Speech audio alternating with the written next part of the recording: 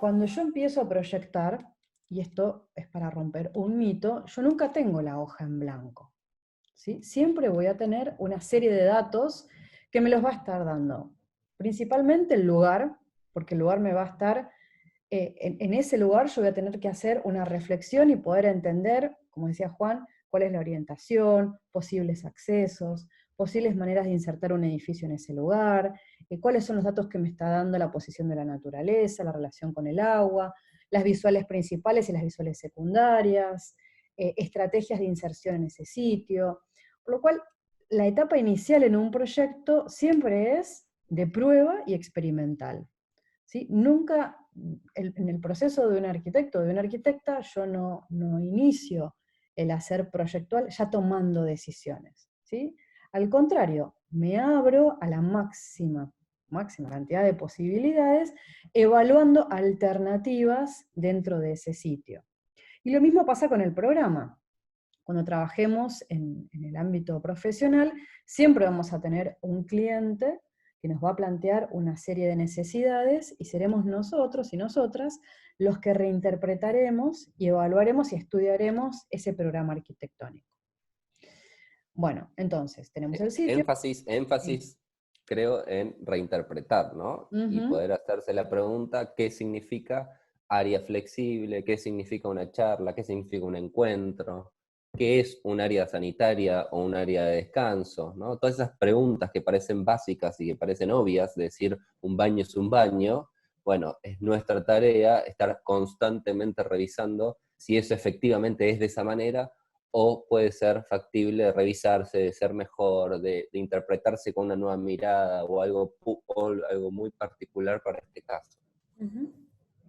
Em, Bueno, y después hay otra tercera pata que nos parece fundamental, y es que no solamente yo no voy a iniciar a proyectar con la hoja en blanco, sino que yo nunca debería proyectar sin haber estudiado casos similares a los que yo tengo que resolver. En la carrera y en la profesión, cada vez que alguien les plantee la realización de un programa, lo que yo debo hacer como profesional es estudiar y ponerme en contacto con todas las otras experiencias previas a quienes ya tuvieron ese mismo desafío. Por lo cual, si a mí me están planteando el desarrollo de un pabellón en un área natural, lo que voy a tener que hacer es ponerme a estudiar y a buscar arquitectura acorde a eso que yo tengo que investigar y que proponer. Y para eso, lo que vamos a estar haciendo es empezar a estudiar una serie de casos, que son los que vamos a conversar en un ratito, y para la clase que viene, esos casos los vamos a dividir en cada uno de los grupos y vamos a realizar un análisis de esas obras. Y acá es importante el tema del análisis porque es una tarea que vamos a estar haciendo no solamente en nuestra materia, sino en las otras materias, como en historia, eh, y nos tenemos que entrenar en estudiar arquitectura, porque el estudio de la arquitectura, sobre todo en los primeros años de la carrera, es algo bastante complejo. Y la arquitectura no se estudia ni en Pinterest, no se estudia mirando fotos Insta. rápidas en Instagram, en Internet, sino que la arquitectura se vivencia, o sea, se visita, se recorre, se lee, ¿sí? Y se estudia también su documentación gráfica. Por lo cual, el primer paso para un análisis, yo les recomiendo, es leer, revisar la documentación y poder comprender la totalidad del caso. Y acá les armamos una lámina muy sencilla que estaría contando un poco lo que esperamos de un análisis de obra. Una vez analizada la obra y estudiada y en su cuaderno habiendo tomado notas de toda esa gran cantidad de información que vamos a tener, el próximo paso es poder estructurar un análisis. Y acá es donde queremos ayudarlos y ayudarlas para que ustedes puedan, cuando se paren frente a una revista, a una publicación, a un edificio, que ustedes puedan desglosar a ese edificio en cada una de sus partes componentes, que puedan comprenderlo y algo que es muy difícil, que es conceptualizarlo, ¿sí? ser superadores del me gusta o no me gusta, y poder entender cuál ha sido la intención y la búsqueda del estudio de arquitectura y cuáles son los problemas que tuvo que resolver. ¿Cuál es? En primer lugar, si vemos la imagen, vamos a estudiar al arquitecto y a la arquitecta, el estudio, el lugar en el que trabaja, cuál es su filosofía, cuál es su mirada frente a la arquitectura, en qué momento de la historia tuvo que trabajar, cuáles eran sus desafíos, cuáles eran sus influencias, ¿no? Con quién trabajó, a quién estudió, las características de su país, de su lugar de origen. Bueno, todas estas cosas van a ser datos para comprender mucho mejor el edificio. Por otro lado, nosotros le sugerimos una serie de ítems, ¿no? Que es la implantación, la idea, el programa, la estructura y el cerramiento, la circulación, que como se acuerdan, en la primera charla fueron de alguna mente los componentes que nosotros veíamos en cualquier edificio, y que nos van a permitir no solamente analizar una obra, sino después también comparar distintos casos con esta estrategia de organización. Por lo cual lo que les recomendamos es estructurar el análisis y poder en cada uno de estos temas que nosotros les sugerimos, que pueden ser estos o pueden ser más, tratar de ser lo mayor expeditivos y expeditivas en la investigación. Entonces, uno de los temas que vamos a tener es la implantación. Nosotros en nuestro terreno, en nuestro proyecto también vamos a tener un sitio a investigar. Por lo cual, cuando yo vea un edificio, voy a hacer el esfuerzo por comprender cuáles eran los datos del lugar con los que tuvo que trabajar el estudio de arquitectura. ¿Sí? ¿Cómo era ese terreno? ¿Cuáles eran las características del sitio? La topografía, la geografía, las orientaciones, las visuales, las posibilidades de acceso, que esos van a ser los datos con los que tuvo que trabajar. Y luego pues, tendremos que ver cuáles son las respuestas que tuvo con respecto a ese sitio. ¿Cuál es la respuesta y la propuesta? Porque a un mismo lugar, vamos a ver ahora en la etapa proyectual, que para un mismo lago y para un mismo terreno vamos a tener tantos proyectos como alumnos en el taller. Y eso es lo interesante, ver qué cada uno de ustedes va a hacer con ese lugar. Otro tema a analizar que nos parece interesante es el concepto del edificio. La idea, el concepto, la búsqueda, el hilo conductor. Si podemos descubrir dentro de esa obra que vamos a analizar, cuál es el hilo conductor, cuál es la sumatoria de ideas, fuerza, que hace que el edificio sea de esa manera y no de otra. Vamos a estar estudiando también el programa, ¿sí?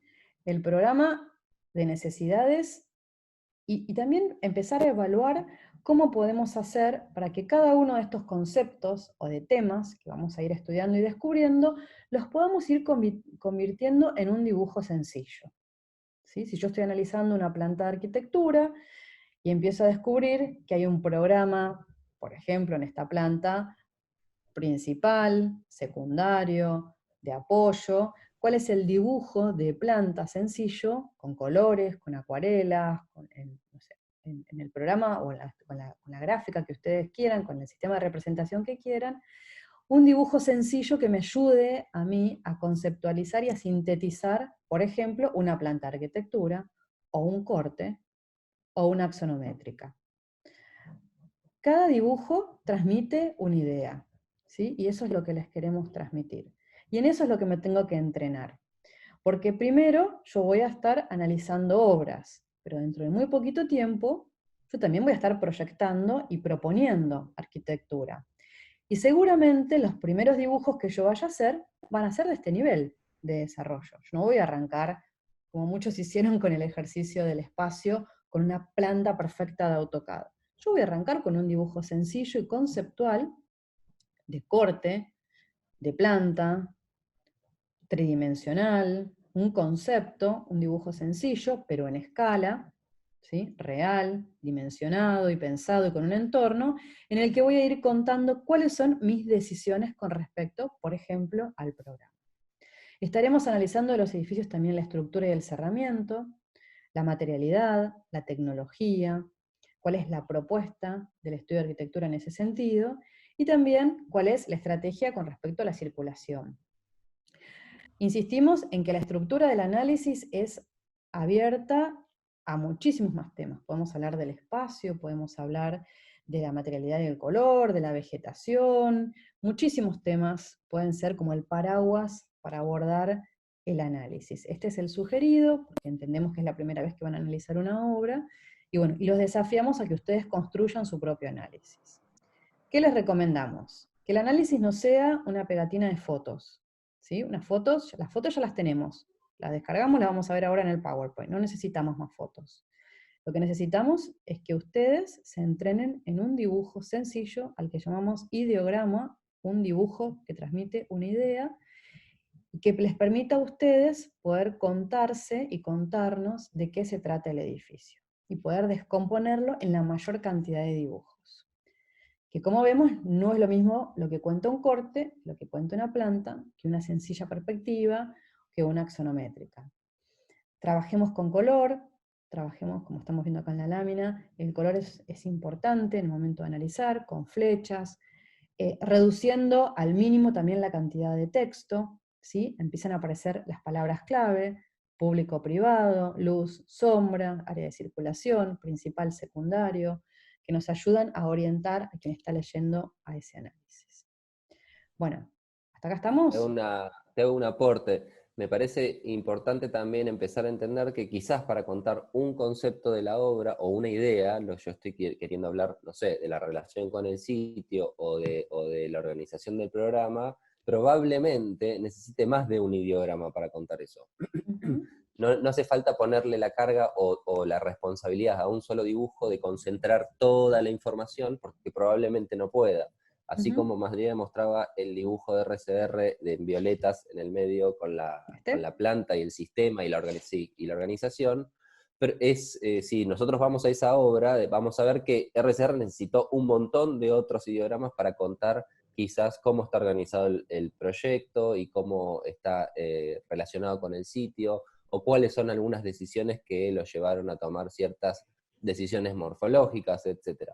Entonces, los dibujos, si bien acá es una representación muy clara y muy sintética de lo que deberían estar haciendo y lo que estamos buscando, esto es una representación para una teórica, ¿no? Probablemente para hablar de implantación voy a necesitar una planta de conentorno, cortecitos como aparecen ahí abajo el último dibujo de implantación, probablemente necesitan una pequeña perspectiva, elementos que juntos puedan hablar de ese concepto que estoy hablando. Ujú. Bueno, esperamos que haya quedado claro en qué consiste el análisis de obras. Y bueno, y lo que vamos a hacer ahora es pasar a los casos. ¿Cómo vamos de tiempo? 9:28. Sí, ¿Seguimos 10 minutos más? Porque hasta 40 tenemos. sí, Bueno, aprovechémoslo. les contamos, nosotros esto lo armamos en dos charlas, porque es un poquito extenso. La primera la teníamos pensada por esta introducción, vamos a arrancar con el primero de los casos. Em, lo que les vamos a presentar van a ser una serie de edificios muy parecidos a los que ustedes van a tener que proponer y que diseñar. Y los ordenamos, que esto es otra de las cosas que es interesante para un alumno de primer año, y es cómo podemos de alguna manera agrupar, comprender o ordenar los edificios que empezamos a ver en una página, en un libro, en una publicación. Y para ello elegimos 3 familias de edificios. La primera de ellas son aquellos edificios que tuvieron dentro de su búsqueda conceptual la de descomponer, como veíamos en aquella primer teórica que les conté, la de descomponer lo que nosotros llamamos la caja arquitectónica, ¿no?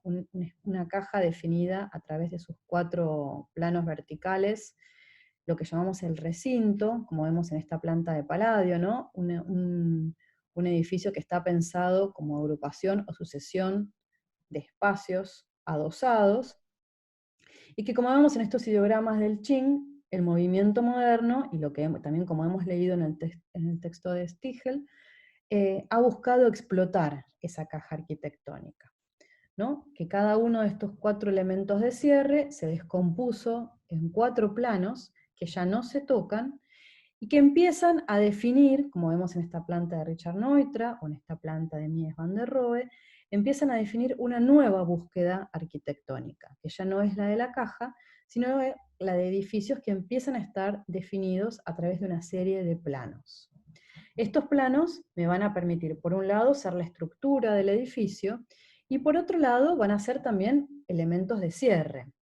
Este tipo de arquitectura es una arquitectura que se desparrama de alguna manera orgánicamente en el terreno, ¿no? Con esta serie como de brazos, empieza como a tener una lógica de apropiación particular de lo que es el entorno, y que empieza a tener también una serie de espacios exteriores definidos, ¿no? Donde cada una de estas partes del programa empieza a apropiarse y a vivir de esos espacios exteriores. Bueno, en ese sentido les queríamos contar el primer edificio, que es el pabellón alemán para la exposición de Barcelona. El edificio fue realizado por Mies van der Rohe y su socia Lili Reich. Este es uno de los edificios que ustedes van a tener que analizar. El edificio fue realizado por estos dos socios, ambos alemanes, como saben.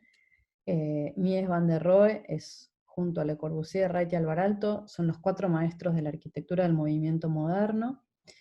Ambos estudiaron en Alemania, fueron profesores de la Bauhaus, y van a tener el encargo de diseñar un pabellón, un pequeño pabellón, para una exposición internacional en la ciudad de Barcelona. Un edificio que tenía que mostrar lo que era la Alemania de la época. Cuando analizamos una obra, es importante, además de ver el edificio, poder ver el contexto histórico en el que se realizó ese edificio. Vamos a ver que tanto Lili Reich como Mies van der Rohe vivieron el momento paradigmático post-revolución industrial, ¿no? Sabemos que a fines del 1800 y principios del 1900 el mundo se transformó notablemente con la aparición de las nuevas tecnologías, de los nuevos materiales, y esos nuevos materiales que permitieron nuevos espacios arquitectónicos, espacios de gran escala, definidos por el metal y el vidrio, como esos nuevos materiales que estaban resignados a la ingeniería y que ahora forman parte del espacio arquitectónico. Poder entender que en ese momento no solamente la arquitectura se transformó con estas nuevas cuestiones tecnológicas, innovadoras, también el mundo del arte, como vemos en esta obra de Monet, donde la mirada del artista ya no está en el paisaje natural, empieza a estar también en el paisaje arquitectónico, en el interior de esa estación, de esa gran nave metálica, donde aparece la máquina como protagonista. Y también poder ver, como vemos en este edificio de Schinkel, que fue el maestro de Mies, cuáles han sido los arquitectos que han influenciado y que han sido de alguna manera, sus referentes a la hora de proyectar. Esta parte se las dejamos a ustedes como parte de investigación, pero sí es importante que además del estudio del edificio podamos entender contexto histórico, influencias y el entorno de la obra, de los arquitectos. También es importante poder ver otras obras de los estudios de arquitectura, ¿no? Poder contrastar antecedentes, como vemos acá en el pabellón del Monumento a la Revolución que hizo Mies van der Rohe, o en el Velvet Silk Café de Lili Reich, donde ya empezamos a descubrir ciertas experiencias o experimentaciones muy parecidas a las que vamos después a ver en el pabellón. Los invitamos a investigar qué es el suprematismo, el neoplasticismo, que ya lo vimos, la Bauhaus. Es interesante también que puedan estudiar qué fue la Bauhaus para poder entender el pabellón de Barcelona y quiénes fueron estos dos arquitectos, y empezar a descubrir en estas obras cuáles son los antecedentes o las cuestiones o las reflexiones que anticipan a muchas de las decisiones que vamos a ver en el pabellón. Mies van der Rohe también ha sido un gran investigador con respecto al edificio en altura. Él tenía el sueño de hacer esta torre de cristal, que luego otros arquitectos pudieron desarrollar en la ciudad de Chicago como lugar de oportunidad, y como hemos visto en el trabajo en Chicago que él ya hizo en la Casa Frankfurt. Implantación, ¿no? Uno de los temas que le sugerimos estudiar. ¿Cómo está puesto el edificio? y cuáles son las decisiones de los arquitectos con respecto a la inserción. Este pabellón en realidad era un pabellón de exposiciones que trabajaba en conjunto con otros pabellones de otros países, y está ubicado, como acá lo vemos, delimitado por 4 calles, una principal y una secundaria, que es la que me va a permitir el acceso. Acá vemos el edificio original. El edificio original se desarmó y se reconstruyó en la década el edificio original se hizo en 1928 y se desarmó, y luego se hizo una réplica, una reconstrucción en la década del 80. Bueno, en esta imagen empezamos a ver un poco cuál es la llegada al edificio. Esto está ubicado a pocos kilómetros del casco histórico de Barcelona. Y empezamos a detectar desde lejos que el edificio está elevado en un podio, ¿sí? En un podio de travertino. Empezamos a detectar una materialidad que tiene que ver con la piedra, con lo sólido, y también que está definido a través de 2 áreas, ¿no? Un área menor y un área mayor. Nos empezamos a acercar al edificio, y empezamos a descubrir que el ingreso, como vemos en este ideograma, donde está indicada la flecha, ideograma por ahí muy parecido a los que vayan a hacer ustedes sobre la obra, el acceso no se da de manera simétrica y central, como en un edificio académico, sino que se da de manera axial, paralela al edificio, por lo cual yo voy a ingresar por esta escalera, subiendo a ese podio y encontrándome con un espacio abierto, como espacio de recepción, donde me voy a descubrir un espacio de agua. Empezamos a intuir porque por detrás hay una losa blanca que sugiere que hay otra parte del edificio, y el espacio protagónico del pabellón, que es el que vemos a nuestra izquierda, derecha. Está buenísimo. Todo esto que acaba de contar Mariana podría ya traducirse tranquilamente en 3 ideogramas, quizás un primer ideograma de una secuencia de 3 croquis que muestren la primer foto que estaba antes en la esquina, atrás de los árboles, otra aproximándose al pabellón y otra apenas subiendo la escalerita.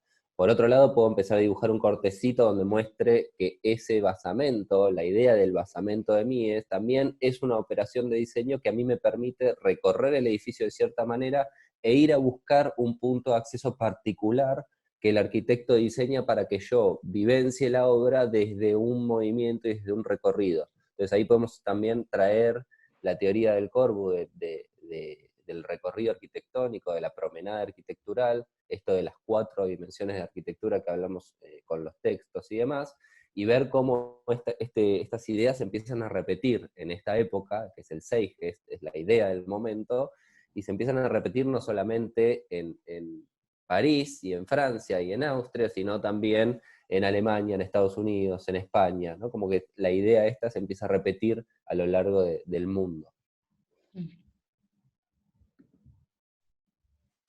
Bueno, si vemos la planta, y esto se los vamos a dejar para que lo analicen ustedes también, ¿no? Pero si empezamos a ver entre todos, vamos a ver, por un lado, una rigurosa modulación, ¿no? Acá vemos ya la pieza de solado, ¿no?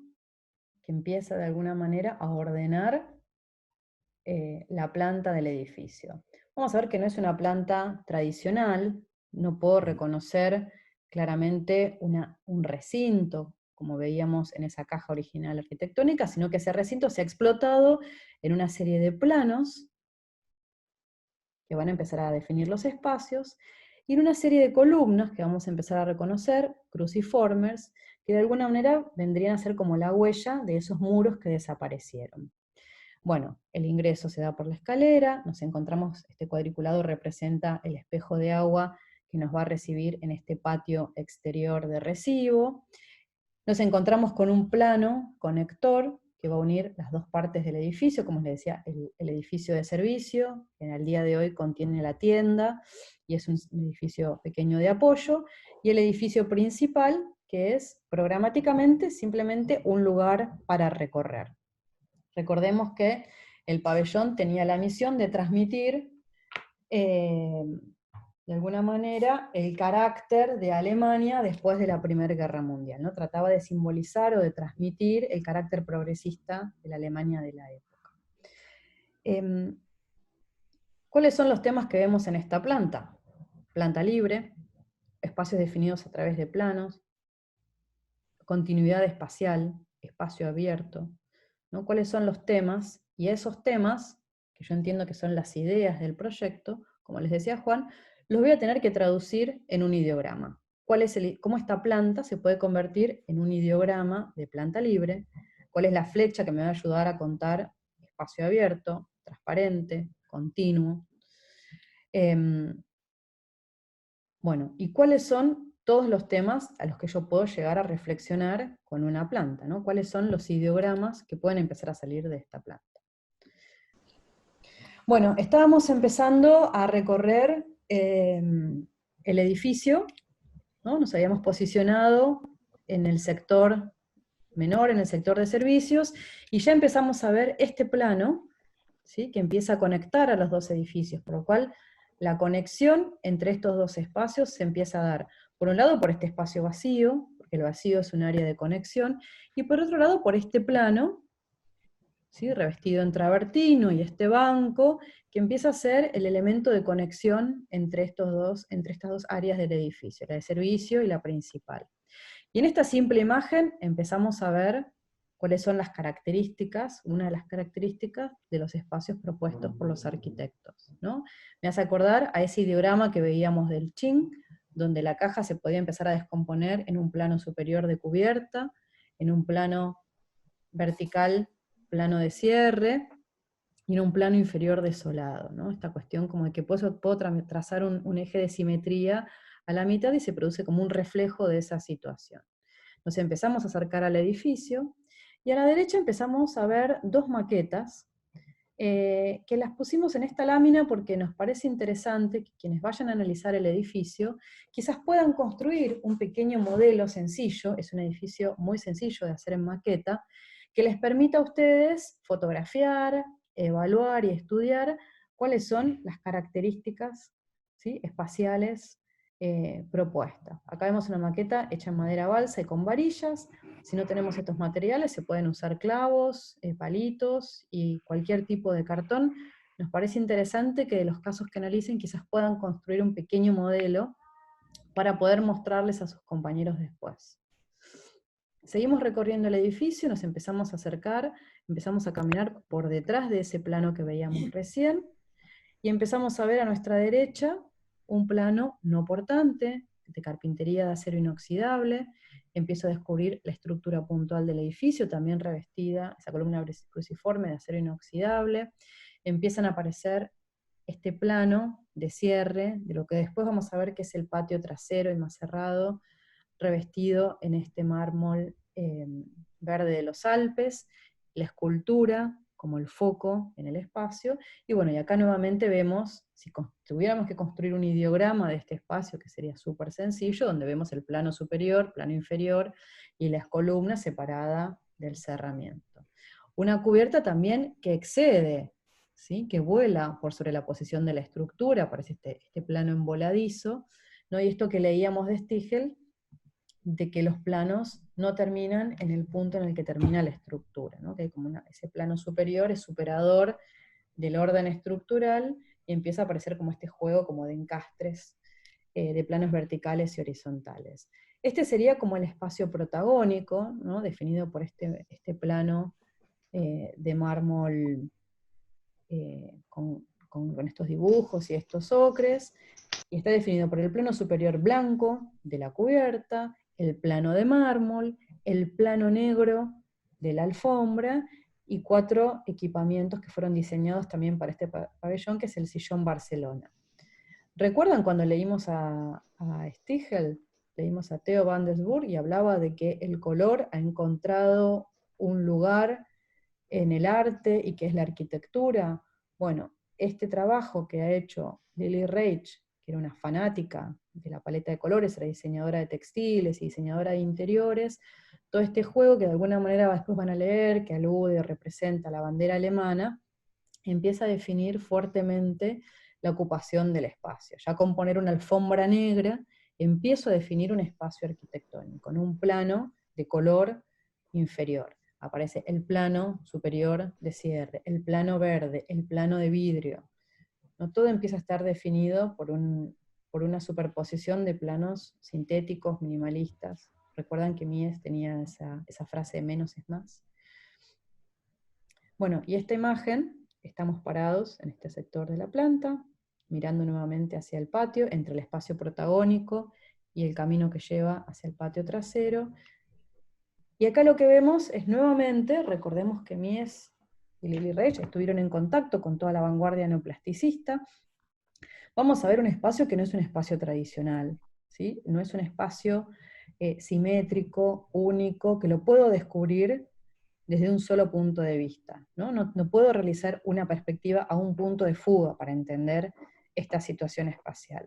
Es un edificio que lo voy a ir descubriendo con un recorrido, ¿no? Este tema de trabajar con los planos, yo a medida que vaya caminando voy a ir descubriendo distintas situaciones espaciales, porque el plano justamente lo que me genera es un paisaje sumamente variado y diverso en el momento en el que yo lo voy recorriendo. Esas serían como las características del espacio. No puedo ver tampoco cuáles son los límites fijos de cada una de las partes. ¿Dónde empieza el patio y dónde empieza el interior? También son límites muy virtuales, ¿no? ¿Cuál es, por ejemplo, este solado, donde no hay un cambio de materialidad entre interior y exterior, donde este plano transparente, que si hubieran tenido blindex en ese momento, ni siquiera creo que lo hubiera puesto carpintería, donde el plano de la cubierta excede el interior y se desparrama en el exterior, donde este solado se convierte en agua, donde este plano de cierre aparece también como límite interior y límite exterior del patio. Bueno, un montón de reflexiones y de cuestiones que ya hemos leído en ese manifiesto de Theo van der Burg hace un par de semanas. Y bueno, una imagen desde el patio principal, el patio de recibo, donde empezamos a descubrir todas estas cuestiones, ¿no? El plano superior de la cubierta, la estructura puntual de acero inoxidable, los planos transparentes, translúcidos y opacos, que empiezan a definir los distintos espacios, cómo el plano empieza a ser el elemento organizador del programa, y cuáles son los posibles ideogramas que yo puedo empezar a generar para hablar de estas reflexiones espaciales. Fíjense qué interesante el ideograma que pone Mariana arriba a la derecha, el naranja de los planos, que tiene que ver también, si cuando ustedes empiecen a buscar la información del edificio se van a dar cuenta que hay algunos collages hechos por Mies que tienen que ver con la transmisión de este concepto. Mies en ningún dibujo pone las columnas, dibuja planos nada más, ¿no? Y eso va a tener que ver, y se lo vamos a dejar para que lo investiguen ustedes, con también la elección de la columna, y ahora en las diapositivas que siguen Mariana va a hablar de la columna, pero creo que está buenísimo que presten atención a ese ideograma para las diapositivas que siguen. Me parece que es importante entender este concepto del plano flotando, de techo, piso y algún plano de cerramiento vertical. Bueno, si vemos una imagen del momento de la construcción, vamos a ver que es un edificio tectónico, realizado en metal, ¿no? Hay una grilla, ¿sí? Lo vemos acá, una grilla metálica, definida por estas vigas y por estas, apoyadas sobre estas columnas que son los elementos puntuales de soporte, y para poder entender un poco cuál es la búsqueda también expresiva del edificio. El arquitecto, que en realidad es un arquitecto que siempre, y una arquitecta que los entendemos como la arquitectura verdad, inspirados en esa arquitectura griega, donde la estructura se muestra tal cual es. Bueno, en esa cubierta no vemos ese módulo estructural, como sí podemos ver, quizás si comparamos con la obra del arquitecto Kahn, ¿no? Donde la estructura realmente se verifica en el espacio. Él empieza a armar toda esta cubierta, que es esta parrilla metálica, que después va a estar revestida en ese cierre blanco, buscando un efecto plástico del espacio interior, ¿no? Pero si bien la estructura, que como ven este perfil, que después se reviste en acero inoxidable, se expresa en el espacio, en realidad, al igual que en la casa Farnsworth, esa estructura de cubierta, por ejemplo, queda oculta por un cielo raso. Bueno, y uno de los elementos quizás más famosos y característicos del pabellón, que es el diseño de esta columna revestida en acero inoxidable. Aquí vemos al arquitecto portando uno de los sectores de la columna cruciforme, y un poco esta imagen que de alguna manera sintetiza la obsesión de los arquitectos por la materialidad, por el detalle, por cómo se va a realizar el encuentro, las buñas, las juntas, el abulonado, el tema este de los reflejos también, ¿no? Como la materialidad empieza a jugar con este juego de reflejos, de luces y sombras, y bueno, y un montón de cuestiones que serán las que ustedes tengan que investigar y plasmar en sus análisis. Un segundo caso, que es este pequeño pabellón más contemporáneo, que es un pabellón en un jardín de una casa unifamiliar. Nos interesaba compartirlo porque muchos años después retoma un montón de los conceptos y de las cuestiones vistas en este pabellón de Barcelona, pero reinterpretadas y adaptadas quizás a una época más actual, con otra materialidad y con otras búsquedas. El edificio, que es este que vemos acá, este pequeño pabellón en un jardín de una casa. Esta es la casa principal. ¿Ven mi cursor, no? ¿Ven mi cursor, Juan? Sí, sí se ve. Esta es la casa, este es el jardín principal, este es el pabellón, y este es el jardín por detrás del pabellón. Por lo cual los arquitectos lo que deciden es ubicarlo casi entre medianeras, paralelo a la casa principal, y el pabellón va a tener un programa muy sencillo que va a ser expansión de la casa principal. Si vemos la planta, vamos a ver un programa muy parecido al del edificio que nosotros tenemos que hacer, un espacio de encuentro y de reunión, como ven, es un lugar para comer, para estar, para encontrarse. Los arquitectos planteaban que muchas veces la vivienda no contiene estos espacios flexibles, una casa tradicional. Un área de servicios con la cocina y un área de servicios con los sanitarios. Y un espacio exterior semicubierto de expansión del interior. En esta planta ya empezamos a descubrir puntos de contacto con el pabellón de Barcelona. La presencia del plano, de la columna, de cómo este plano me sirve como elemento de cierre, ¿sí? Y de contención, ahora sí con un programa definido, no como en el pabellón, un programa en este caso, un plano que sirve de cierre para lo que es el área de servicios, un plano que sirve de cierre para una fachada que es la que debe protegerse de las cuestiones del clima, y un plano que acá vemos representado con estos puntitos, ¿sí? Que ahora vamos a ver que tiene otra materialidad. Y en este punteadito que representa la proyección de la cubierta. Vamos a ver que hay una fachada, que ya la vemos en planta, que es más cerrada hacia un sector del jardín, y una fachada que es más abierta y más transparente hacia la pileta y hacia este ángulo que es el de las mejores orientaciones y más lindas visuales. Si bien este caso no va a ser uno de los que ustedes analicen per se, está buenísimo que lo incluyan dentro de su bagaje de referentes y que lo estudien por fuera de lo que nosotros les vamos a pedir, porque está buenísimo ver cómo un arquitecto contemporáneo reinterpreta a otro arquitecto. En este caso es un maestro, es una de las obras más importantes de Mies y más conocidas en el mundo, pero lo que está bueno es ver cómo una otra persona, que podría tranquilamente ser un alumno, una alumna, empieza estudiando un arquitecto y transforma esos conceptos y esas ideas, incluso su morfología, para aprovecharlos y hacer un proyecto propio, ¿no? Donde las cosas que para mí eran quizás un manifiesto de su arquitectura y un manifiesto de la idea del momento y de la época, quizás ahora empiezan a reinterpretarse y a tener otro tipo de filtros. Para mí los planos verticales eran ciegos o transparentes, translúcidos u opacos,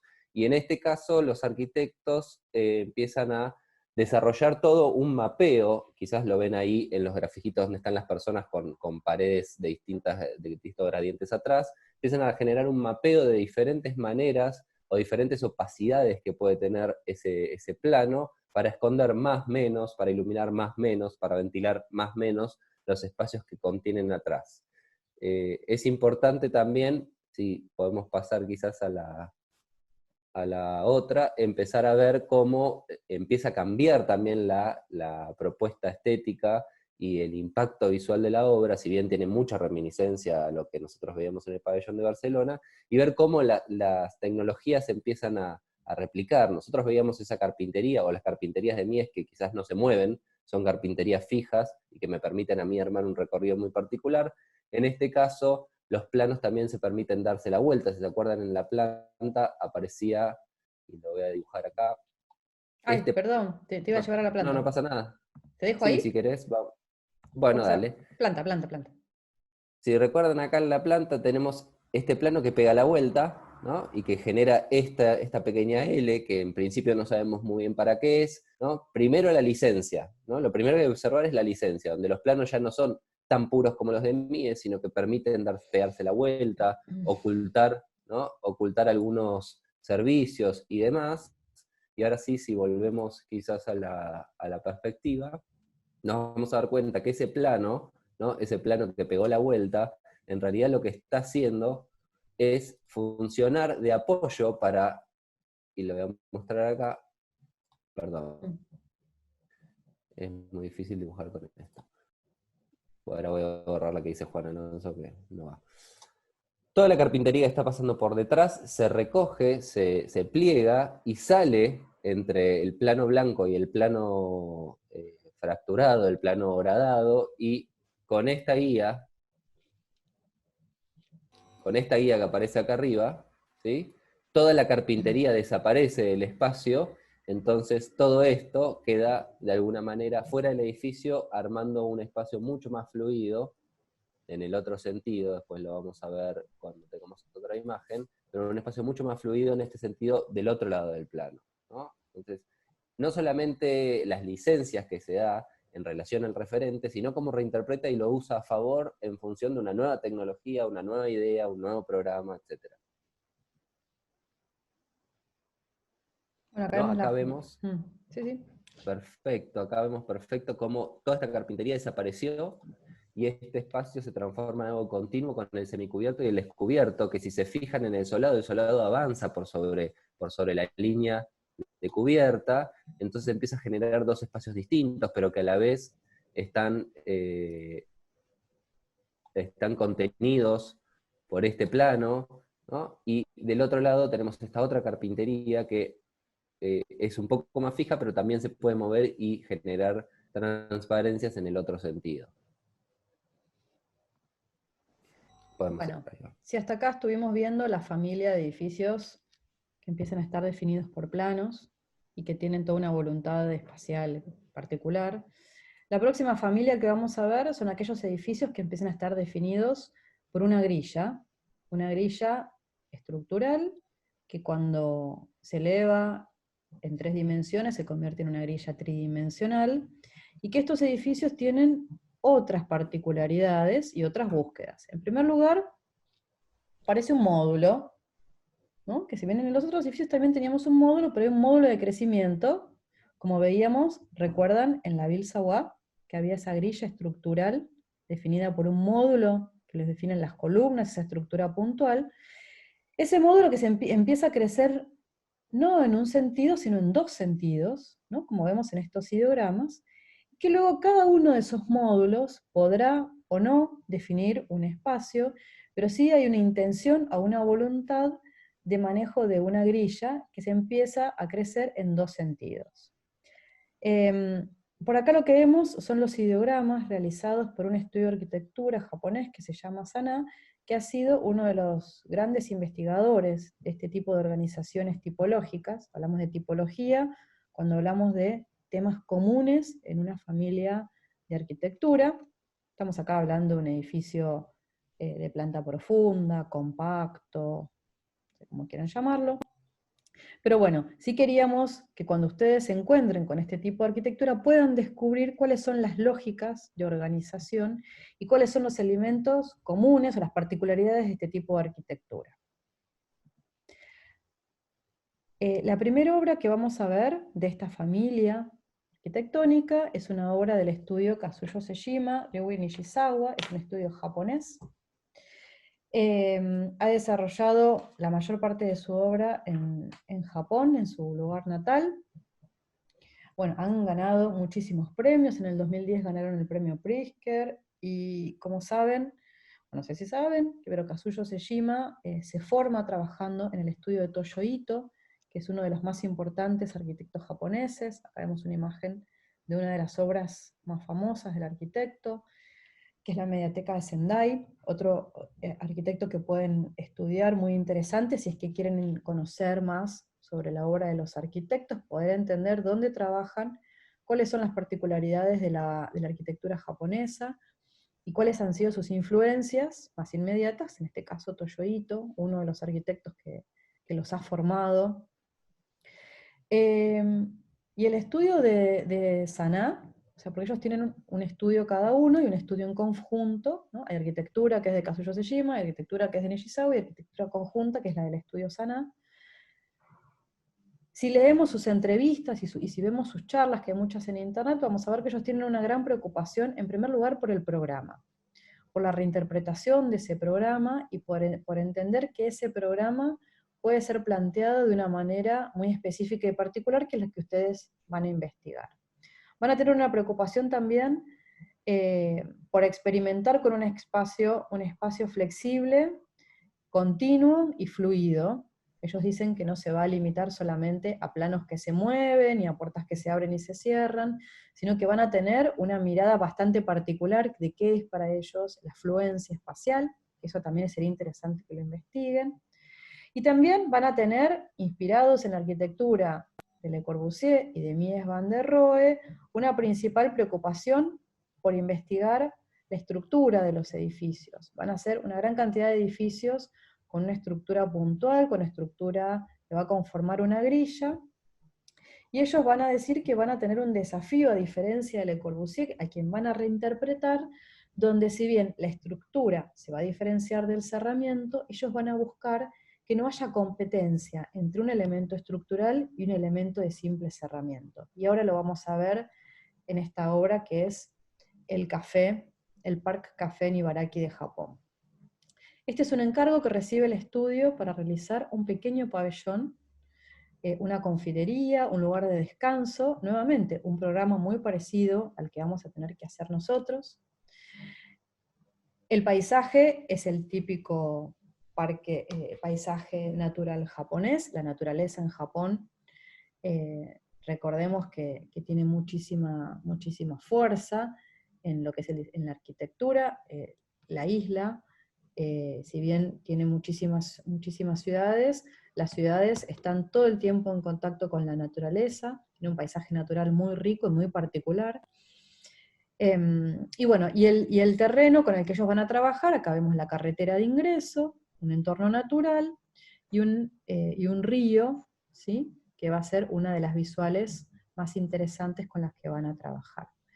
¿Qué es lo que ellos van a proponer en este lugar? Va a ser un edificio muy sencillo que va a estar definido por dos planos horizontales, el de la cubierta plana, llevada a la mínima expresión, como les contaba, no es una gran losa de hormigón, es una cubierta de chapa súper delgada, un plano inferior desolado, y van a organizar el programa en tres áreas, perdón. Un área interior, definida por estas carpinterías transparentes, y dos áreas exteriores, una mayor y una menor, semicubiertas como lugares de expansión del café. El edificio, ¿cómo se va a posicionar en el terreno? ¿No? El edificio que tiene el predominio de un lado sobre el otro, una especie como de tira o de barra, se va a posicionar paralelo al agua, ¿no? Por lo cual toda esta fachada larga es la que va a estar dando hacia la visual más importante. Ahora bien, ¿se acuerdan cuando les mostraba esa lámina sugerida como organizadora del análisis de referentes?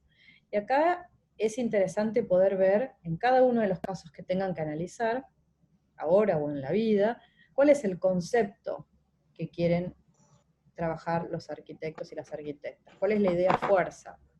Y acá vamos a ver una sumatoria de ideas. Por un lado, el paisaje, ¿no? El típico, esta es una imagen cualquiera de un lago en Japón, la presencia de la naturaleza, la presencia de los árboles, el reflejo, no sé si ven películas japonesas, pero si se imaginan esos jardines o esos parques o esas colinas, el reflejo de los elementos sobre el agua. Y esta va a ser una de las preocupaciones de los arquitectos. Por un lado, el trabajo de la estructura llevada a la mínima expresión, la reinterpretación de la arquitectura japonesa, acá estamos dentro del Museo O, viendo uno de los templos japoneses.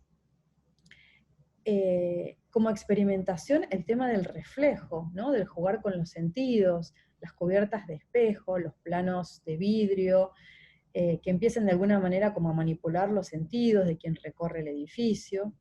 Y por supuesto la investigación tipológica y la preocupación por el programa arquitectónico. Si vemos el edificio es muy sencillo, está definido, como veíamos, por una grilla que ya no es la grilla del Corbu, ordenada y precisa, con cada columna exactamente cada un módulo, sí es una grilla que está cada metro 20, pero es una grilla que empieza a transgredir ciertas cuestiones de orden en función de varias necesidades. Por un lado, la estructura les va a servir para soportar la cubierta, ¿no? Porque la estructura, las columnas sirven para soportar cosas, pero también la estructura va a ser una metáfora, una poesía dentro del espacio. No solamente va a ser un elemento estructural, sino va a ser un elemento que va a empezar a definir las características espaciales, quizás reinterpretando o retomando ciertas cuestiones del paisaje natural. Programáticamente, como les decía, hay un espacio exterior de expansión, hay un espacio interior donde vamos a encontrar un nuclecito como el que veíamos en la casa Farnsworth, con el servicio y la cocina, y un espacio secundario exterior. Como vemos en el corte, la columna, ¿sí?, y la carpintería casi tienen el mismo ancho, las visuales principales, los planos, ¿sí?, de cierre revestidos en espejo, jugando con esto del reflejo, las características del espacio interior, dominado por estas columnas blancas, metálicas, que casi son como un bosque interior dentro de la confitería. Nuevamente, estos dos planos blancos, simétricos, como veíamos en el pabellón de Barcelona o en la obra de Mies. Está buenísimo ver cómo la reinterpretación ahora de Saná sobre la obra de Mies tiene otras características distintas a las que habíamos visto en Mensura hace un rato, ¿no?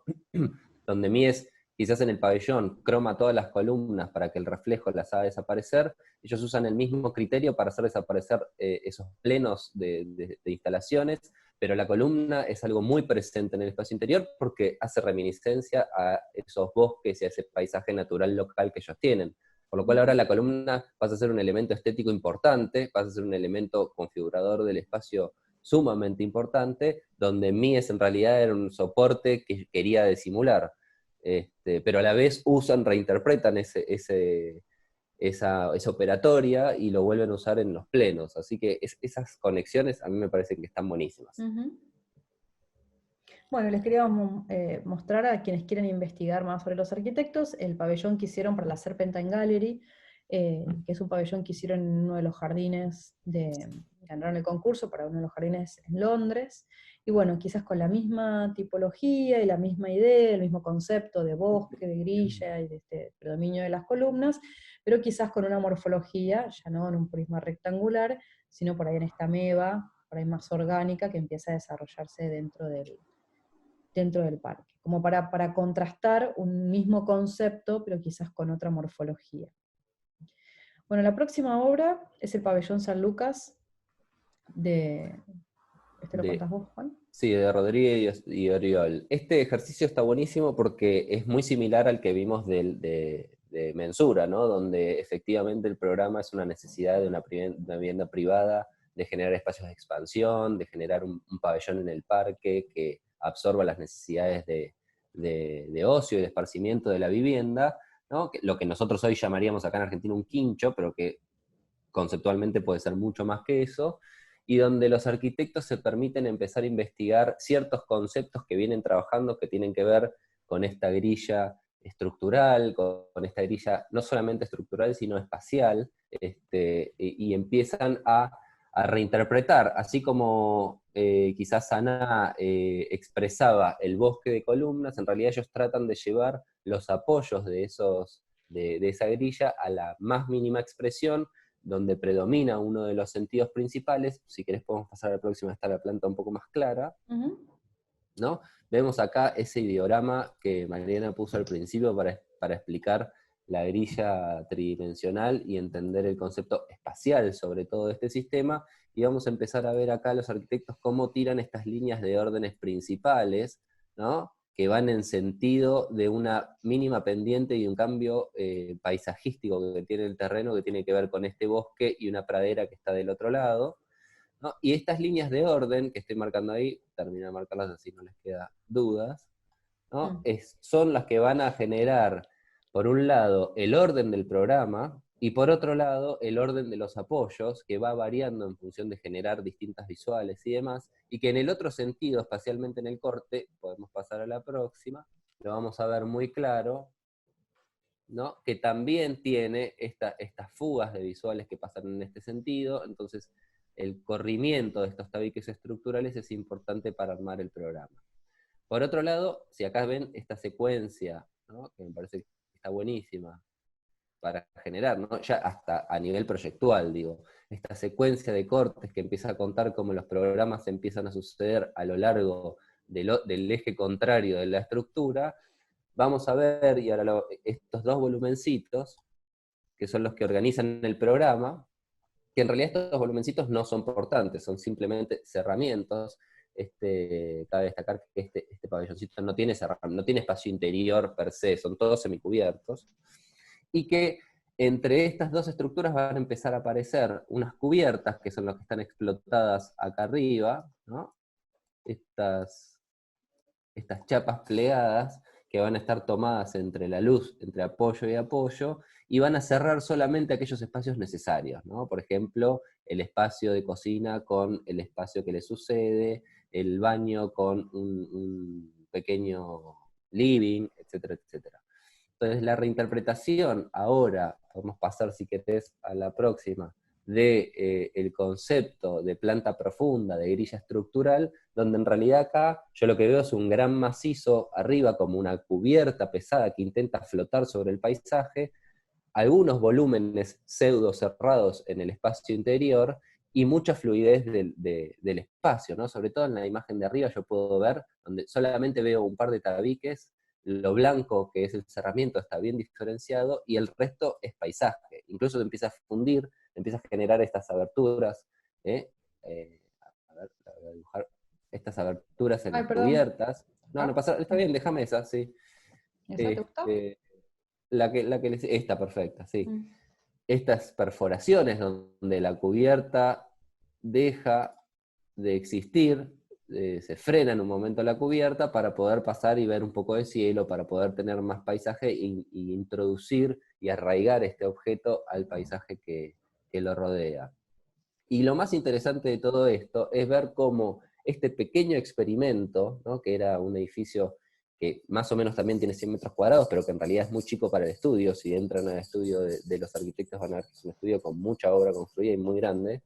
Y pasamos a la próxima. Esto les permitió a ellos experimentar sobre la idea de la grilla, sobre la idea del compacto y la planta profunda, para desarrollar después proyectos mucho más grandes como esta vivienda, que esto es un proyecto que no se construyó, donde ese tabique estructural, ¿no? Que quizás nosotros empezamos a ver acá, ahí, ¿no? Acá, ese tabique estructural en esta vivienda empieza a tener un espesor mucho más profundo y que empieza a contener ciertos pequeños programas de pases, guardado, etcétera, etcétera, a la vez que hacen estructura y que generan una estética muy parecida y que empiezan a generar también estos patiecitos, como vemos en la AXO, estos volúmenes de servicios, como vemos acá, que no son, algunos son portantes y otros no. Entonces, fíjense como un pequeño pabellón de parque les permitió a ellos experimentar conceptualmente para después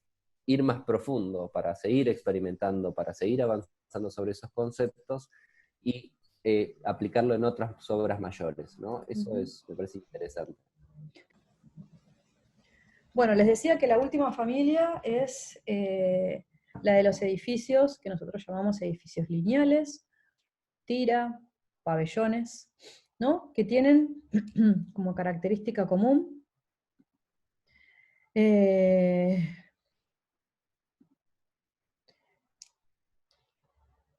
en principio, lo que vemos en esta imagen, ¿no? El predominio de una dimensión por sobre la otra. Por lo general, estos edificios están organizados con módulos espaciales, estructurales, que comienzan a desarrollarse a lo largo de este eje mayor. Estos módulos espaciales muchas veces son también los estructurales, por lo cual quienes vayan a trabajar con esta tipología arquitectónica es interesante investigar cuáles son las lógicas de organización, cuáles son las lógicas propias de este tipo de arquitectura. Y eso después, quizás como cierre, Juan, podríamos comparar las tres familias viendo, no voy a decir ventajas y desventajas, sino características, diferencias, y por qué elijo un edificio en lugar de otro. Bueno, vamos a ver que este edificio se desarrolla a lo largo de un eje, tiene un corte en este sentido, que es el corte generador, y que independientemente de su morfología, como vemos acá un edificio por ahí que se empieza a desparramar dentro de un terreno curvo, siempre mantiene la lógica, ¿sí?, de la sucesión, como si fuera un tren, ¿no?, de piezas que se van desarrollando a lo largo de un eje. Estas tiras o estas barras pueden empezar a combinarse, y vamos a ver, por ejemplo, edificios organizados en L, o edificios organizados en U, o edificios que empiezan a cerrarse generando un patio o un claustro, como podríamos reconocer en el tan extraño muchísimo Pabellón 3, Ciudad Universitaria. En la imagen inferior vamos a ver el corte de una iglesia, ¿no?, lo que llamamos el corte basilical, que va a ser uno de los edificios más antiguos donde podemos reconocer esta organización de tira. ¿Y qué vemos?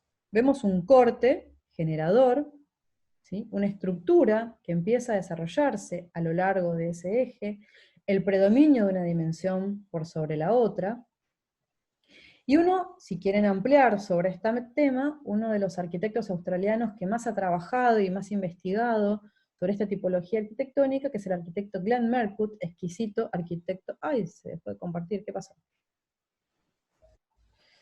Perdón. Ahí va. ¿Se ve? Perfecto. Okay.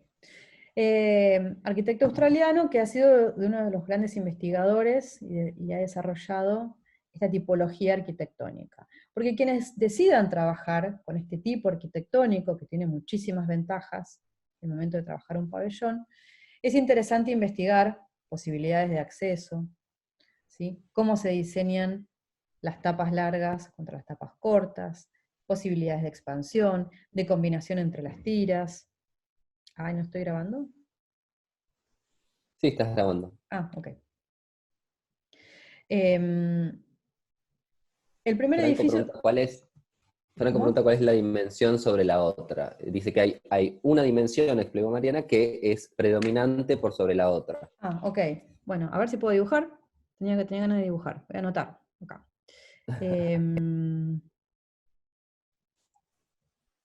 Con violeta. Ahí va. Esta dimensión, ¿sí?, es más larga que esta. ¿Se entiende? Hay un Perfecto. predominio de esta dimensión por sobre esta. Acá lo vemos en este edificio, ¿sí? Por ejemplo, este edificio que es una casa. Perfecto, dice Franco. ¿Sí? Buenísimo. ¿Ven cómo se empieza a organizar a lo largo de este eje? Y bueno, y después todas las alternativas, ¿no? ¿Dónde ubico el área de servicio? Los baños, las cocinas, los lugares de guardado, a diferencia de los espacios de uso. Vamos a cambiar el color. ¿Por dónde puedo ingresar? Puedo ingresar por el medio, ¿sí? Puedo ingresar asimétricamente. Puedo ingresar por acá, si tengo dos tiras. Puedo ingresar así.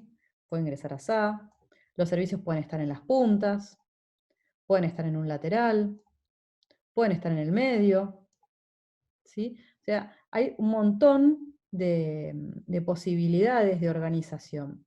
Es interesante ver en estos edificios lineales también cuál es la relación que se plantea, por ejemplo, con el paisaje, ¿no? Porque de acuerdo a cómo yo ubique el edificio en el terreno, ¿no? Si este es el terreno, como por ejemplo en esta casa, la visual principal, la visual secundaria, ¿sí? Porque cuando yo trabajo un edificio de estas características, esta tapa corta tiene menos visual que esta tapa larga, que lo vamos a ver ahora en los edificios que vamos a analizar. Entonces, a diferencia del que era con esta geometría, donde las 4 fachadas son idénticas, ¿sí?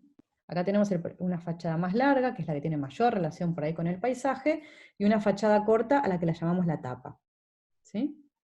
Bueno, hay un montón, después lo podemos ir en cada grupo docente profundizando, pero es una de las tipologías más utilizadas y más interesantes de investigar, porque nos permite desarrollar cualquier tipo de edificio, es más funcional. Borrar todo. Vamos a cerrar. Siguiente. Bueno, el primer caso que vamos a ver de esta tipología o de esta familia son los pabellones que realizó el arquitecto Rafael Iglesia en el Parque Independencia en la ciudad de Rosario. Rafael Iglesia es un arquitecto entrerriano, arquitecto argentino, que desarrolló gran parte de su obra, en realidad estudió en Rosario, él se considera más un rosarino, falleció hace muy pocos años, y es un arquitecto que tuvo como línea de investigación una arquitectura experimental, inspirado por la arquitectura de Amancio Williams o de Bonnet, y que tuvo dos, y si hablamos de un referente internacional, la arquitectura también de Miralles, ¿no? Una arquitectura provocadora que va a tener dos líneas de investigación, la función y la estructura. Y con respecto a la estructura, siempre va a plantear un desafío estructural, ¿no? Eso es, como vemos en la imagen anterior, si buscan el edificio Altamira. Altamira, no, estaba viendo lo que pusieron en los chats. En el edificio Altamira, en la ciudad de Rosario, que es un edificio en altura, donde hay toda una investigación estructural para liberar la planta, o como vemos en este pequeño encargo, que es una escalera y una barra, de toda una investigación material y estructural que desafía la gravedad, de elementos que flotan, de elementos de escastre, de juegos de palancas. Por lo cual, si investigan su arquitectura, van a ver como estos puntos de contacto comunes, ¿no? Y también sería bueno que vean la arquitectura de Amancio Williams o de Bonnet, que han sido sus fuentes de inspiración. El edificio está ubicado en el Parque Independencia, como les decía, en la ciudad de Rosario. Vamos a ver, ahora me copé dibujando. Vamos a ver, uno de los pabellones es este, ¿sí? Otro es este. Y el terreno con el que tenía que trabajar era un parque, ¿sí? Rodeado por estas calles y por la trama urbana. Y el programa eran un área de baños y de servicios públicos y un área para comercio, expansión, quincho, lugar de encuentro, festejo de cumpleaños y lugar para videojuegos. Es un típico parque de diversiones en la ciudad. Con respecto a las características del terreno, acá se me trabó. Ya no lo puedo salir. Ahí va. Con respecto a las características del lugar, vamos a ver que teníamos esta calle interna, ¿sí? Esta calle principal y esta calle secundaria. Lo que van a proponer justamente es este programa que tenía estas dos patas, la de servicio y la de lugar de espacio de encuentro, va a generar dos pabellones, ¿sí? Este que va a ser el pabellón de baños y este que va a ser el pabellón Zoom.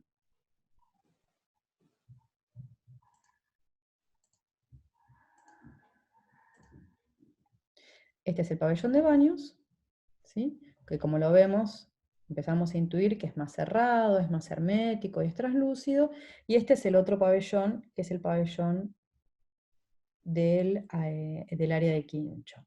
Vamos a ver que esta estrategia de trabajar con dos pabellones, de fragmentar el programa y dividirlo en dos, empieza a generar y a abrazar este patio interno, ¿no? Donde se van a ubicar la calecita, los juegos y esta área verde.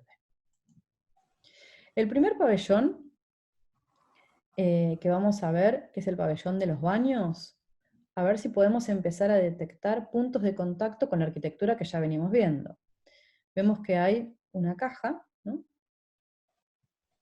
Empezamos a ver esto que me preguntaban recién, el predominio de una dimensión por sobre la otra, ¿no? Ya cuando me empiezo a entrenar en ver arquitectura, empiezo a detectar temas comunes. Me cuesta ver una grilla, no veo las columnas, no veo ese orden que por ahí yo veía en la casa Farnsworth, y si empiezo a leer, y si ya sé que Rafael Iglesias era un provocador y un estudioso de la estructura, y empezamos a ver que todos estos elementos que vemos acá, que empiezan a definir el servicio, son planos de hormigón, ¿no? Que como vemos en el corte, van a ser la estructura del edificio. La estructura va a estar en el corazón del edificio, definida por estos planos que arman el servicio, y eso le va a permitir liberar de estructura el borde de la planta, generando estas dos áreas de circulación para el ingreso del baño de mujeres y el baño de hombres. En cuanto a la materialidad, son dos losas de hormigón, con un núcleo de hormigón, y con un envolvente de vidrio uglass autoportante. Acá vemos que el edificio empieza a separarse del terreno, las dos líneas, los dos planos de cubierta y de piso que empiezan a definir el pabellón, el cerramiento traslúcido de uglass, yo puedo ver a la gente caminando y yendo al baño, pero veo solamente las sombras, aparece esto del cerramiento traslúcido, y en el interior un diseño súper innovador, fíjense lo que hace el área de mingitorios, con un plano de venecita azul, el hormigón con la marca de las tablas, la lucarna, y el área de mingitorios, que ya no es un mingitorio como el que podemos comprar en una casa de cerámicos, ¿no? Sino que es todo un plegado de acero inoxidable. Acá tenemos el área por ahí más sucia y que más se limpia, pero hay un diseño integral y especial de cada una de las partes. Aparecen las mesadas flotando, esto que les decía de siempre, de que las cosas levitan, el tema de los reflejos, y un espacio súper provocador para lo que es un baño tradicional, para lo que podríamos imaginar de un baño tradicional. El segundo pabellón, que es el pabellón, que es el de Zoom, empezamos a ver otras cuestiones, ¿no? Ya, si bien empiezan a ver una serie de elementos de cierre centrales, la estructura ahora se encuentra en el perímetro, que son estas marcas que vemos acá, y ahora vamos a ver en las imágenes, y que vemos acá en los cortes y en las vistas. Los núcleos empiezan a ocupar el espacio central de la planta, donde tengo los lugares de guardado y el área de parrillas, y el área de comercio y el lugar para las áreas de encuentro y de videojuego. Y a diferencia del pabellón anterior, vamos a ver que la estructura ahora se ubica en el perímetro y que empieza a estar definida por estas columnas de troncos, ¿sí? Que de alguna manera empiezan a trabajar con el paisaje del parque, el hormigón para la cubierta, la madera para la estructura. Fíjense lo que es lo provocador de este sistema estructural realizado con troncos naturales. Y acá vemos cómo estas dos losas, esta losa de hormigón, me permite, con esta tipología, una transparencia, ¿no? Yo puedo atravesar, el edificio es permeable en este sentido. Acá vemos el área de videojuegos, la zona de parrillas, y los lugares de Zoom de encuentro para festejos de cumpleaños y de actividades en el parque. También diseñó todo el paisaje exterior y el equipamiento, como estos bancos que son tan conocidos en el Parque de Rosario. Buenísimo ver otra vez el alcance de Mies, de un maestro, en otro maestro, pero mucho más contemporáneo, donde quizás para nosotros que conocemos muy bien las Farnsworth, esa lección de que un módulo, un mueble, un núcleo puede organizar programáticamente un espacio súper flexible, Rafael lo toma, pero le agrega nuevas capas contemporáneas en el de baños, con la posibilidad de que ese núcleo ahora no solamente sea un definidor del programa, sino que sea el soporte, la estructura que me permita a mí hacer voladizas esas losas y que no se vea la estructura, que parezca que ese núcleo de baño flota en el paisaje, y a la vez que me permita iluminar y ventilar por la cubierta. Y por el otro lado, todo lo contrario, ¿no? Como si se estuviera peleando, o si estuviera haciendo hasta un chiste, como diciendo, bueno, donde en algún momento el núcleo fue portante, ahora los núcleos de funciones que me dividen programáticamente el espacio, en realidad no tocan el piso, flotan, no me están sirviendo para nada para apoyar, y sin embargo el perímetro, ese cerramiento perimetral translúcido que está logrado con estos troncos cerrados y separados, son los que empiezan a ser de columnas, de estructura, y que, como decía bien Mariana, se fusionan con el paisaje, y parecería otra vez esta dualidad de que flota, no flota, es y no es. Me parece que es súper interesante desde lo teórico, lo material, y desde la investigación proyectual.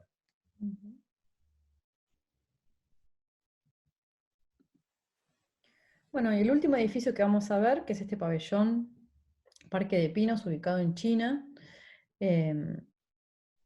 es un pabellón que tenía como requerimiento programático distintas áreas, un área de té, un área de encuentro, un área de servicios, un área de expansión, un lugar para niños, por lo cual los arquitectos lo que van a decidir en primer lugar es cómo insertar, o sea, lo que tenemos que ver es cómo ubican el edificio dentro de este entorno natural que va a estar definido por dos espacios de agua, ¿no? Acá vemos el primer lago, el terraplén, el terreno con el que tenían que trabajar, la presencia de la naturaleza, y por detrás de este terraplén continúa el agua también. Los arquitectos lo que van a decidir es ubicar un edificio de características lineales, una tira, de manera paralela al agua, para que todas las partes del programa disfruten de esas visuales. Pensemos que nosotros también vamos a estar trabajando frente al lago, y cómo será la relación entre nuestro pabellón y ese entorno natural, esa naturaleza, en la calle. Vamos a estar trabajando, ¿no?, con la calle, la naturaleza y el agua. Y bueno, los arquitectos lo que van a definir en un principio va a ser esto: ubicar el edificio de manera paralela al agua para poder disfrutar de esas visuales que eran las más interesantes. El edificio va a estar realizado íntegramente en madera. Acá vemos una estructura realizada por columnas compuestas, con un basamento en piedra, sólido y hormigón, que les va a permitir nivelar, ¿sí?, el terreno. Y lo que van a decidir es que este módulo estructural, ¿sí?, que no es idéntico, es un módulo que se va alternando, va teniendo una medida, que va a ir cambiando según las necesidades. Lo que van a decidir es que cada una de las partes del programa se va a ir resolviendo con cada una de estas cajas o de módulos estructurales particulares. Y que estas partes del programa van a estar divididas, separadas o conectadas, también se podría pensar, con una serie de patios, ¿sí?, donde la naturaleza va a ir atravesando el edificio, los árboles van a seguir apareciendo dentro del edificio. Como vemos, las dos fachadas largas que les contaba antes en este edificio van a ser transparentes, con estas carpinterías corredizas, carpinterías de madera, que lo que van a generar es una relación de permeabilidad entre este espacio, que es el de la laguna del agua, la calle de acceso y el agua que tenemos por el otro lado. Por lo cual lo que empezamos a ver en esta imagen es una imagen súper representativa de un edificio lineal, un espacio que se va sucediendo con otro espacio, con otro espacio, con otro espacio, que va teniendo la posibilidad de tener distintas escalas, distinta altura, distinta relación con el exterior. Si analizamos la planta, empezamos a ver la presencia de la estructura, ¿no?, con un módulo que empieza a ser muy parecido, que se altera, por ejemplo, en este espacio privado, aparece el patio, aparece otro módulo estructural para lo que es el área del tea room, ¿no?, de la sala de té, otro módulo con otro patio, otro módulo estructural para definir lo que es el área de servicios, por lo cual el programa empieza a separarse en cada uno de estos sectores y se divide por estos espacios vacíos que estamos llamando patios. Em, Sin embargo, está bueno ver ahí la línea estructural, que hay un ritmo, si bien hay una variación en función del programa que alberga, ese ritmo se vuelve a repetir y de alguna manera se genera un sistema rítmico que hace que la imagen del edificio, la organización del edificio no quede descoordinada y no es azarosa. Yo puedo ver, ¿no? Tanto en el... a ver. ¿Vas a dibujar? Sí. Ah. En este, que es igual a este, ¿no? O este otro, que es muy parecido, si no es igual a este otro. Y después existe este otro, chiquitito, que es el que va cosiendo, que tomo 3, tomo 2, tomo 1, en función de las divisiones, pero no es completamente azarosa su rítmica, sino que es una rítmica pensada y diseñada mucho más compleja que la grilla solamente con el ritmo A, ¿no? La repetición que vemos abajo, que es mucho más tradicional. No, y aparte que seguramente esto también esté acá. Totalmente. ¿No? Por ahí Se no vuelve a está, repetir. perdón, dibujo, esto se vuelve a repetir. Seguramente este módulo está implícito en esta lógica, ¿no? Que es un poco lo que En la vemos carpintería, por ejemplo. en este diagrama, ¿no? Un módulo que empieza a repetirse y que cuando yo trabajo con ese módulo descubro submódulos. Pero bueno, lo interesante era poder ver cómo el programa se iba resolviendo en un sector de la tira, aparece el patio, aparece programa, aparece el vacío, aparece programa, aparece el vacío, aparece programa. Y que si yo les pregunto si en el programa que nosotros les dimos está la palabra patio, me van a decir que no, a mí nadie me pidió un patio.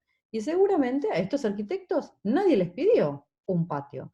Por lo cual, ese espacio que ellos están proponiendo es un espacio sugerido, propio, que no estaba en el listado del programa.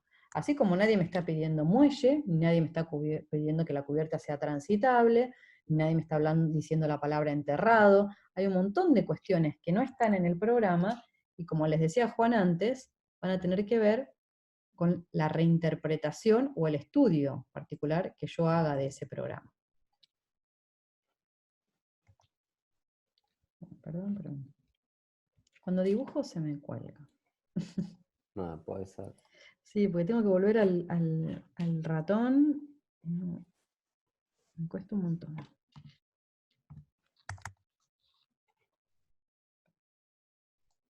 Todas esas cosas que están en el programa implícitas tienen que ver también no solamente con la reinterpretación que uno hace de las partes programáticas y las funciones, sino de las inspiraciones propias. ¿Qué es lo que me dice el sitio? El sitio me sugiere que suba, que baje, que entierre, que me mueva, que genere patios, que conecte, que sea más introspectivo, más extrospectivo. Mi propio bagaje, mi información, mis propias líneas y búsquedas de investigación. O sea, a nadie le dijo a Iglesias que se dedique toda su vida a ver cómo funcionan las palancas o cómo hacer flotar las cosas pesadas. Nadie se lo dijo. Es una investigación propia que tiene que ver con una inquietud. Y eso es parte de la arquitectura también. Bueno, acá vemos el corte. Eh,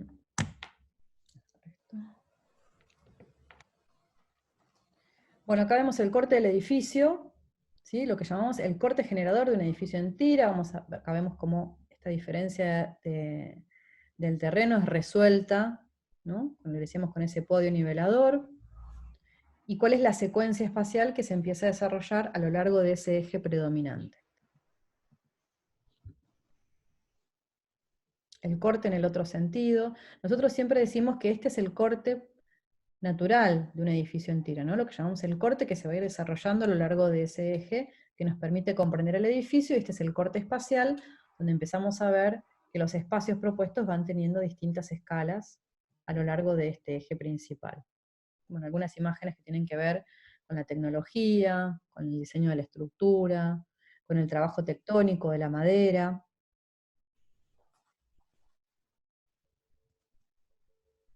¿No? Investigando por ahí ciertas resoluciones técnicas de las carpinterías.